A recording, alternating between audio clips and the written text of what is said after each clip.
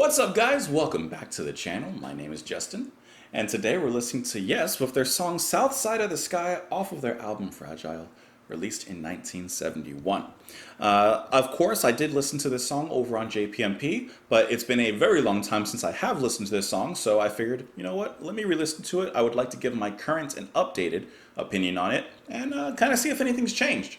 I honestly don't even remember the song that much, to be honest. And I haven't watched my reaction of the song over on JPMP since I probably edited that video, at least 2 years ago, I would assume. So, so it's going to be pretty fresh to me, I would imagine.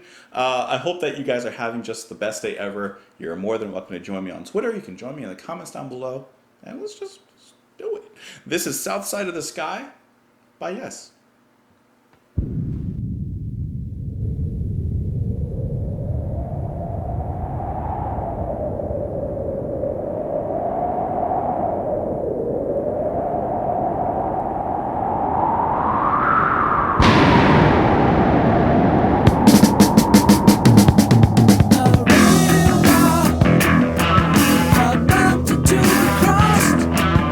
Sunshine in my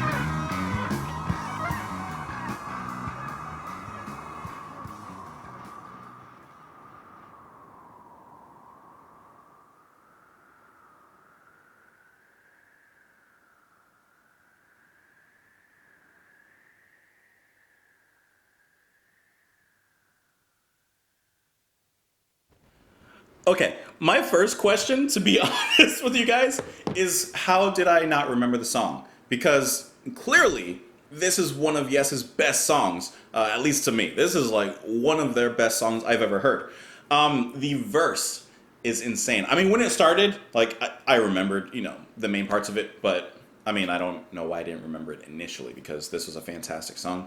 The verse on this song is incredible because it's so multifaceted and there's so many different sections just within the verse, and each of them lead into something so much better and grander and cooler before it kind of starts it over and does it again. Ba-da-da-bum, bum, ba-da-da-bum, ba-da-da-bum, bum. I love Squire's riffing on the bass in this one. The way that he hits that bass when it gets into that section, woo! John's vocals are incredible, carrying so much melody, and he sounds so fantastic. He's so fun to sing along with.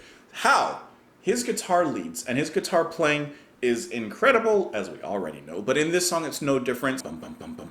And then you get into the little interlude where Wakeman is playing piano, and I really, really like. I just and I really, really like what he's doing there because it creates this nice ambience. It reminds me of And You and I, just kind of in its structure and its embodiment. And then Bruford, the way he comes in, there's a lot going on. Ending solo by Hal. I mean, this song is incredible. Let's talk about it a little bit because there's a lot of good moments in this one. But I need to talk about the transitions. Listen to Wakeman and Squire doubling up on each other. And such a kick that John has in his vocals. Right? Let's let it keep going, let it keep going, let it keep going. Do it again. That riff. And such creative playing, guitar-wise by Mr. Howe. I love the creativity in that. How he's just riffing off of that. Wakeman coming back in on organ, you hear him in the back there. Everything is escalating. And then it starts over again. They have such a beautiful circular motion, I guess harkening back to Roundabout, and I was trying to make a joke off of Roundabout, circular motion. But they just do a great job of keeping that verse so fresh because of everything that is going on in it. And then they say, you know what, you guys like that? Let's do it again. But Wakeman's piano playing here is sublime. It fits so well into this song, has a very dark and classical feel to it as well. Very playful, sings very nicely along, and I like how Bruford comes in here on the drums. Very interesting to me how he comes in with the drums. Playing with it first, and then everyone comes in with his harmonies here. And listen to the vocals as they play with the piano, and the chords, how they hit with certain vocal passages. Yeah, they should do it again here soon.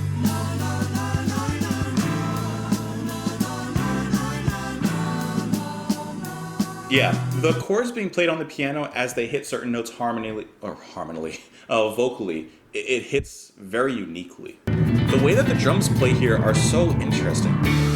Really creating a storm before it leads into the section that we actually just listened to. I kind of did it in reverse because I couldn't remember where it was.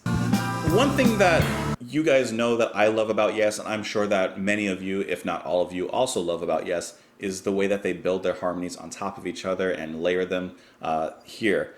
So beautiful, so beautiful. It's so uplifting, like this feels so powerful. And the instruments hit at just the right times. It really has a perfect circular motion. And then it goes back into the last verse, which is, the first few verses just builds up much more powerful. That's a perfect song. I added it to my playlist near the ending of the song because I was like, why don't I have this on my playlist? I don't know. Let's talk about the lyrics though. Let's see. A river, a mountain to be crossed, the sunshine in mountains sometimes lost. Across the south side, so cold that we cried. Were we ever colder on that day 1,000,000 miles away? It seemed from all eternity. Move forward was my friend's only cry, and deeper to somewhere we could lie, and rest for the day with cold in the way. It reminds me of being stuck on a mountain. Speaking about, being stuck in the cold. I like how the first verse says, the sunshine in mountains sometimes lost around the south side, so cold that we cried. It sounds like they're lost in the mountains, and not even the sunshine can reach them wherever they are. Or perhaps where they were, because the next line and the chorus, were we ever colder on that day a million miles away, it seemed from all eternity. So it may just be someone reflecting on a time that, they were lost in the mountains, perhaps with someone, because the next verse, once again, says, move forward was my friend's only cry. Did his friend die on the mountain, or is his friend with him talking about these memories and nostalgia? The moment seemed lost in all the noise, a snowstorm, the stimulating voice. Of warmth of the sky, of warmth when you die. I like that. One, the warmth of the sky, the sunshine, is comforting, especially in a situation like that. Or the warmth when you die. Something not so comforting and not so great. The sunshine in mountains sometimes lost, the river can disregard the cost.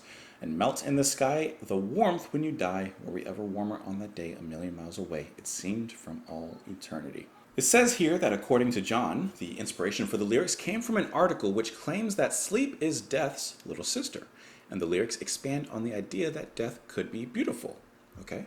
The mountain referenced in the lyrics is a goal humanity struggles to attain, after which there is death, a set of transitions leading to eternal sleep or the next lifespan. Okay, so it's a little more nuanced than I gave it credit for in the lyrics and in the message of the story. Anyways, I would love to know what you guys thought of the song and why you also think that it's a perfect song. And if you don't, then I would also love to know why. I like hearing both ends and both sides. You can join me on Twitter. You can join me in the comments down below. If you'd like, you can join me and support the channel on Patreon. But if you've gotten this far in the video and watching the video and you haven't pressed the dislike button yet, then what more could I honestly ask? I hope that you guys have a beautiful and wonderful day. I'll talk to you tomorrow. Bye. Were we ever colder on that day, a million miles away?